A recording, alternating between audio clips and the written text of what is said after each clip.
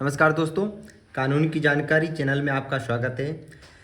आज आप भारतीय नागरिक सुरक्षा संहिता 2023 की एक ऐसी धारा के बारे में जानेंगे जो आपको बताएगी कि अगर कोई व्यक्ति कुछ विशिष्ट स्थानों पर यानी कि विशेष स्थानों पर जैसे निवास घर यानी कि आवासीय घर, यातायात साधनों, जहाज, पूजा स्थलों से मूर्ति या प्रतीकों की चोरी, सरकारी स्कूलों से फर्नीचर, पंखे, कूलर आदि की चोरी, इसी प्रकार अस्पताल की चोरी, स्थानीय निकाय निगमों से किसी भी प्रकार की चोरी या फिर सरकारी प्राधिकरण में कार्यरत कार्यस्थल जैसे कि बिजली के खंभों से तार की चोरी, रेलवे या डाक विभाग आदि के स्थानों से चोरी या स्थानों में रहते हुए चोरी करता है, तब इस प्रकार का अपराध किस धारा के अंतर्गत आता है और इस प्रकार के अपराध के लिए भारतीय न्याय संहिता 2023 में की धारा में कितना जो है सजा का प्रावधान किया गया है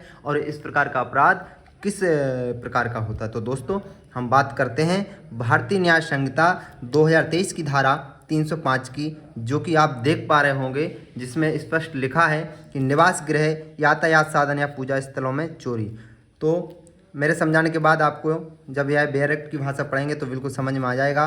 तो हम इसकी सीधी सी पनिशमेंट की बात करते हैं। दोस्तों, इस प्रकार की चोरी में 7 वर्ष तक की जेल और जुर्माना से दंडित करने का प्रावधान भारतीय न्याय संहिता 2023 में किया गया है, जो कि 7 वर्ष को आप देख पा रहे होंगे। और इस प्रकार का अपराध संज्ञेय यानी कि कॉग्निजेबल, जिसमें पुलिस को एफआईआर दर्ज करना पड़ेगी। अजामती है, जमानत होना संभव नहीं हो पाएगा। असहनीय, आप किसी भी प्रकार से समझौता योग्य नहीं होगा और कोई भी मजिस्ट्रेट द्वारा ट्राइवेबल यानी कि सुनवाई योग्य होगा। तो आपको यह धारा समझ में आई होगी कि अगर कोई व्यक्ति कुछ विशिष्ट स्थानों यानी कि सरकारी स्थानों में चोरी करता है, तब वह धारा 305 के अंतर्गत अपराधी होता है, जिसके लिए उसे 7 वर्ष तक की जेल और जुर्माने से दंडित किया जा सकता है। और उसमें संज्ञेय, अजामती, असहनीय और कोई भी मजिस्ट्रेट द्वारा अपराध का प्रकार रहता है, जिसमें जमानत मिलना संभव नहीं होता।